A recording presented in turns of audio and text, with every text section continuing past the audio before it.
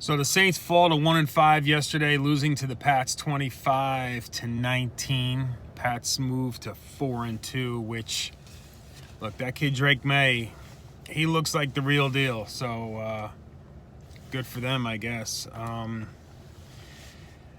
Saints moving to 1-5. I looked it up. Exactly four teams in the history of the NFL have made the playoffs starting 1-5. And if you told me that the Ravens with Lamar Jackson, who I think are also 1-5, were to put things together in a hurry, they look awful, by the way. But and I know injuries is a big part of it. But if you told me that the Ravens kind of put things together and were somehow able to squeak into the playoffs, I might believe it. I certainly don't believe that this Saints team is going to be the fifth in NFL history to start at 1-5 and make the playoffs, even with the trash division that is the NFC South. Too many glaring issues. To start, the team seems to always get off to a slow start. I think I saw Ross Jackson post something at the end of every first quarter this season. They've been trailing, so you're behind the eight ball, and you're shooting yourself in the foot to start the game. And granted, second half it seems like they seem to come alive and make things close. I mean, they've had 3 or 4 games so far this year separated by 7 points or less at the finale. So it's the shooting themselves in the foot that seems to be an issue. Spencer Rattler, he doesn't look bad. He was I think it was 20 or 26 yesterday, and of the 6 that he didn't connect on, I think 4 of them were drops. So can't really pin that on Rattler. I think he's held to a pretty high standard, as he should be. Look, it's a quarterback-driven league, and when you see, the Drake Mays yesterday, granted, he didn't have a great game against us, but Jackson Dart has put together 2 out of 3 really good games.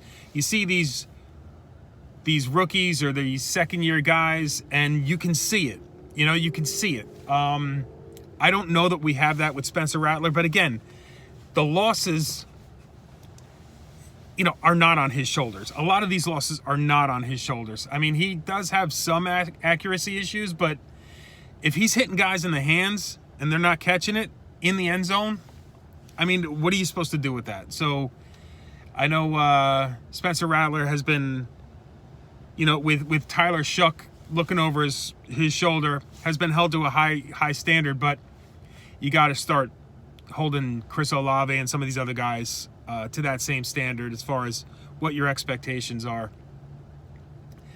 So whether it's wide receiver ones that should be catching the ball, tight ends that cough up the ball, look, that seems to be like a growing trend. It's like that's our thing. It's like we have a tight end that will show you flashes and then break your heart. So Juwan Johnson, I think overall has actually played a pretty decent season thus far, especially for a guy that was a wide receiver. They converted to tight end. I think he's come along in a lot of ways, but damn it if they don't break your heart sooner or later. Run game really didn't get going yesterday, although the Pats are number 4 in the NFL against the run. So I don't know if Kellen Moore, that was by design or what, that they really didn't hammer on the run, especially after the success they had the week before against the Giants. But run game really never got going, so it was on Spencer's shoulders to try and make something happen. And again, he played decent, but overall the Saints offense just didn't play good enough to win.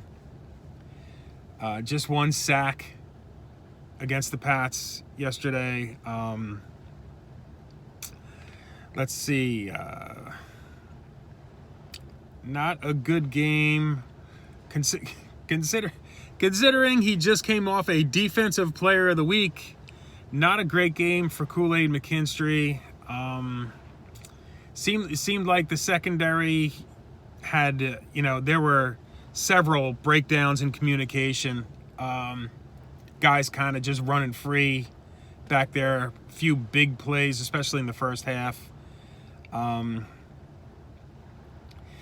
overall, not a great performance. I'm at the point now at 1-5 where, you want to give Rattler another game or two just to cement what you're seeing in him. Fine. Tyler Shough, I think sooner or later, just give him a shot. Let's just see what we've got in all these guys. Honestly, all the guys, second string guys, practice squad guys. Let's just see what we've got. That should be the rest of the season should just be going towards analyzing talent, seeing what you've got, and preparing for next year. Obviously, you play every game like you want to win, but give guys an opportunity to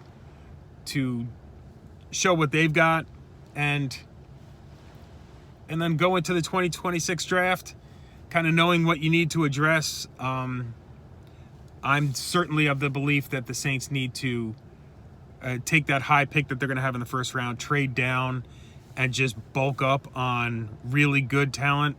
I don't think one guy is going to make the difference on this roster, but that's a conversation for down the road. In the meantime, who dat, everybody. We'll see you soon.